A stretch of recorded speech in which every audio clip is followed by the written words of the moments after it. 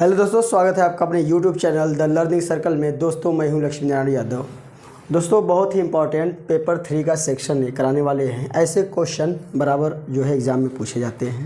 तो question number 1 दिया है, which are the following type of medicine are use for the treatment of indigestion.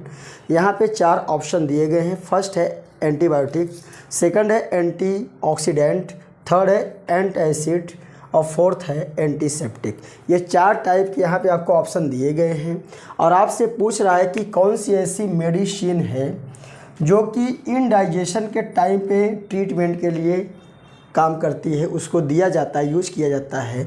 तो इसका सही ऑप्शन होगा एंटासिड। क्यों होगा?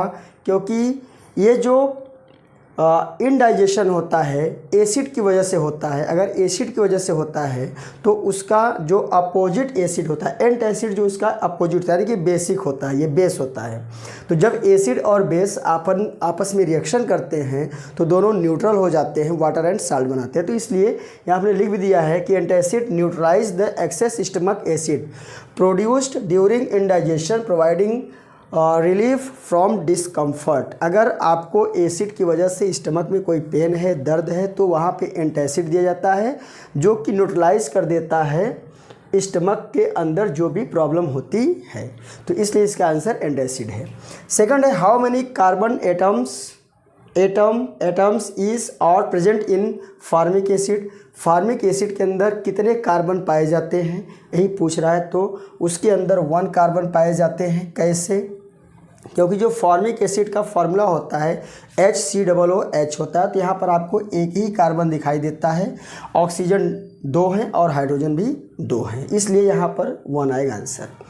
Which of the following has the largest small intestine. यहाँ पे 4 जीव के नाम दिए गए हैं और इसमें पहला है टाइगर, दूसरा ह्यूमन है, थर्ड है काउ एंड फोर्थ है रैट। तो आपको ये बताना है कि स्मॉल इंटेस्टिव लिखा है, मतलब स्मॉल इंटेस्टिव जो है किसका सबसे लॉन्गेस्ट होता है। तो इसका सही ऑप्शन है काउ। क्योंकि देखिए काउ जो होता है वो ग्रास खाता है, प्लांट के लीव्स को खाती है और उसको डाइजेस्ट करने में बहुत समय लगता है, इसलिए उसका जो है स्मॉल इंटेस्टिव क्या होता है, सबसे लंबा होता है। बाकी ये तो आपका कॉर्निवोरस है, ये आपका ओमनिवोरस है, ये आपका भी कॉर्निवोरस कह सकते हैं, ठीक है ना। ओमनिरेट तो छोटा ही होता है, इसलिए इसका स्मॉल इंटेस्टाइन छोटा होता है, लेकिन काउ का सबसे बड़ा होता है। नंबर 4 है, what is equivalent resistance of the following circuit. यहाँ पर एक सर्किट बना हुआ है जिसमें 2 रेजिस्टेंस जुड़े हैं और दोनों जो है सीरीज में जुड़े हुए हैं। किस में जुड़े हुए हैं? सीरीज में जुड़े हुए हैं। इसलिए इससे पूछ रहा है कि इक्विवेलेंट रेजिस्टेंस क्या होता है। तो आपको पता होना चाहिए, अगर रेजिस्टेंस को सीरीज में जोड़ा जाए, सीरीज में कनेक्ट किया जाए, तो उसके लिए फार्मूला बहुत सिंपल है। जितने भी रेजिस्टेंस दिए रहते हैं सारे रेजिस्टेंस को हम क्या कर लेते हैं, उनका सम निकाल लेते हैं। तो 2 ओम प्लस 2 ओम मिल के 4 ओम हो जाता है और यहाँ पे जो 4 ओम ऑप्शन है यही आपका क्या है, करेक्ट है। आइए 5th क्वेश्चन के बारे में बात करते हैं। What is the focal length of a concave lens having power plus 5.0 D। इसका पूछ रहा है फोकल लेंथ। क्या पूछ रहा है? फोकल लेंथ, जिसमें D की वैल्यू दिया है, डायोप्टर दिया है, 5 डायोप्टर दिया है, इसकी पावर दिया है, सॉरी D नहीं दिया, पावर दिया, P की वैल्यू दिया है।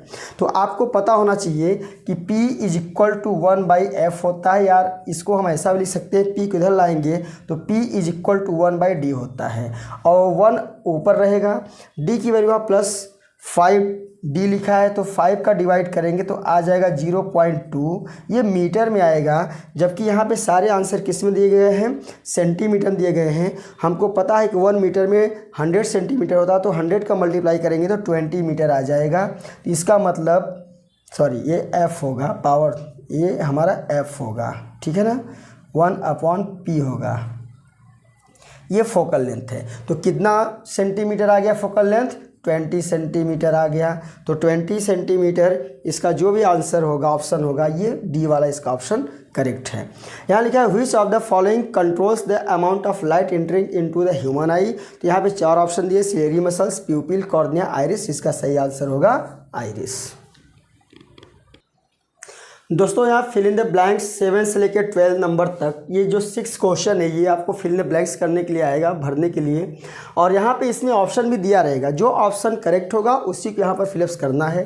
क्वेश्चन नंबर 7 कह रहा है the general formula of alkene is. देखिए एल्कीन का फार्मूला, जनरल फार्मूला पूछ रहा है। मैं आपको बताता हूँ, एक एल्केन होता है, दूसरा एल्कीन होता है, तीसरा एल्काइन होता है। तो जो एल्केन होता है ये जो CnH2n यहाँ सॉरी +2 होना चाहिए, ये जो होगा ये एल्केन होता है, समझ लीजिए आप, ये एल्केन होता है। और CnHn जो होता है वह एल्कीन होता है।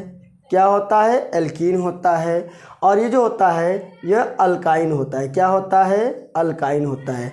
तो यहाँ एल्कीन का पूछ रहा है, तो फर्स्ट वाला आपका जो ऑप्शन CnHn है, CnHn नहीं CnH2n होना चाहिए।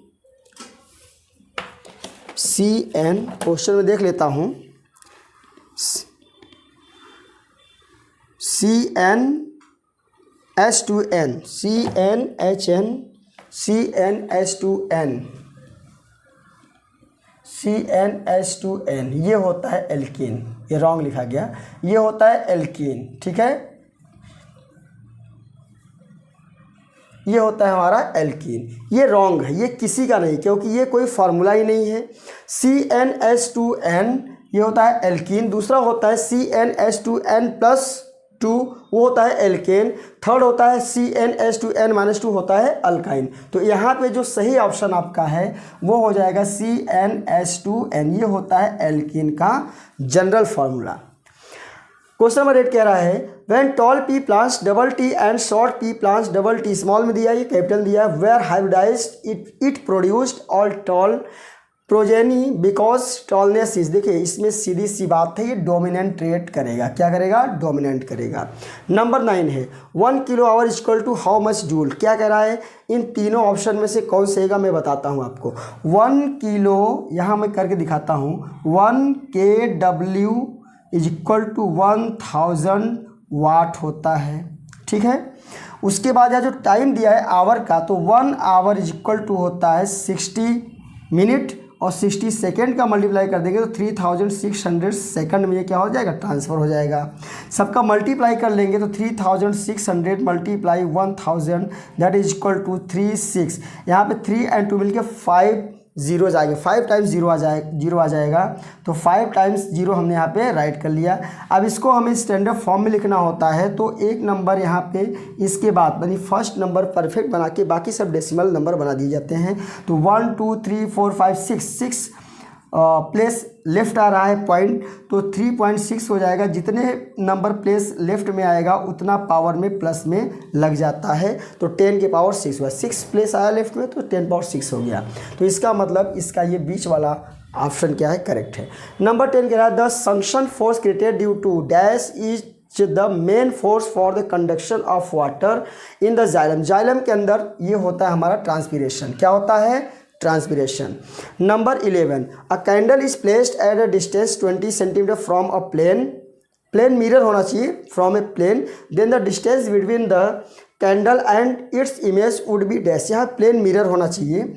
ये जो प्लेन मिरर होता है, अगर ये मान लीजिए प्लेन मिरर है, यहाँ से 20 सेंटीमीटर डिस्टेंस पे कोई कैंडल रखा है, तो यहाँ से ये कैंडल और जो उसका इमेज बनेगा इसके पीछे बनेगा, तो जितना आगे रखा गया है कैंडल उतना ही सेंटीमीटर पीछे बनता है, उसका डबल बनता है। तो डबल क्या है? 10 टू जा 20 सेंटीमीटर। ये फर्स्ट ऑप्शन करेक्ट है। Diamond and graphite are the allotropes of, ये सीधा सीधा होता है कार्बन और ग्रेफाइट। डायमंड एंड ग्रेफाइट जो होते हैं किसके एलोट्रॉफ होते हैं? वो कार्बन के एलोट्रॉफ होते हैं। दोस्तों 13, 14, 15, 16 ये 4 क्वेश्चन आपके ट्रू और फॉल्स पूछे जाएंगे। 13 क्वेश्चन कह रहा है lithium is called alkali metal. ये ट्रू होगा। क्या होगा? ट्रू होगा, क्योंकि जब भी इसका सोल्यूशन वाटर के अंदर होता है तो अल्कलाइन बनाता है, जिसे एल्कली मेटल के नाम से जाना जाता है। Asexual reproduction creates a great deal of variation. जो देखो 2 टाइप के रिप्रोडक्शन होता है, सेक्सुअल एंड असेक्सुअल। जो सेक्सुअल होता है वह उसके अंदर ज़्यादा वेरिएशन की संभावना होती है, लेकिन असेक्सुअल में ज़्यादा वेरिएशन यानी कि चेंजिंग की ज़्यादा संभावना इसके अंदर नहीं होती है, लेकिन ये कह रहा है कि इसके अंदर होती है, इसलिए हम इसको क्या लिखेंगे, फॉल्स लिखेंगे। Number 15, red colour of light divides maximum in dispersion of white light by a glass prism.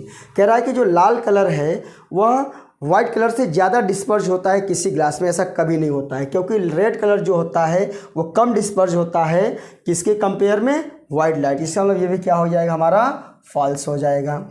Last वाला इसका है Cl2O7 is a basic oxide. ये भी फॉल्स है। क्यों फॉल्स है मैं बताता हूँ, क्योंकि जो Cl2O7 है यह बेसिक ऑक्साइड नहीं बल्कि क्या है, एसिड है। दोस्तों क्वेश्चन नंबर 72-20 ये जो 4 क्वेश्चन आपके दिए गए हैं, इस चारों क्वेश्चन के हमको डायरेक्ट आंसर लिखना है। क्वेश्चन 17 दिया है which action are controlled by medulla oblongata.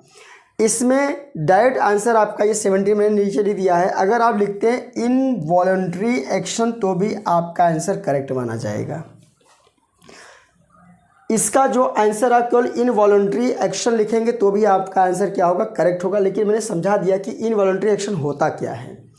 जैसे अनैच्छिक क्रिया, ऐच्छिक क्रिया, वॉलंटरी और इनवॉलंटरी 2 टाइप के यहाँ पे प्रोसेस होते हैं हमारे ब्रेन के द्वारा, जिसमें इनवॉलंटरी का मतलब होता है अनैच्छिक क्रिया जो हमारी इच्छा के विरुद्ध हो, हम कुछ हम ना करें, अपने आप को होता है हमारे बॉडी के अंदर। जैसे ब्रीथिंग, सांस लेना, हम तो सांस लेते नहीं, सांस अपना चलता रहता है।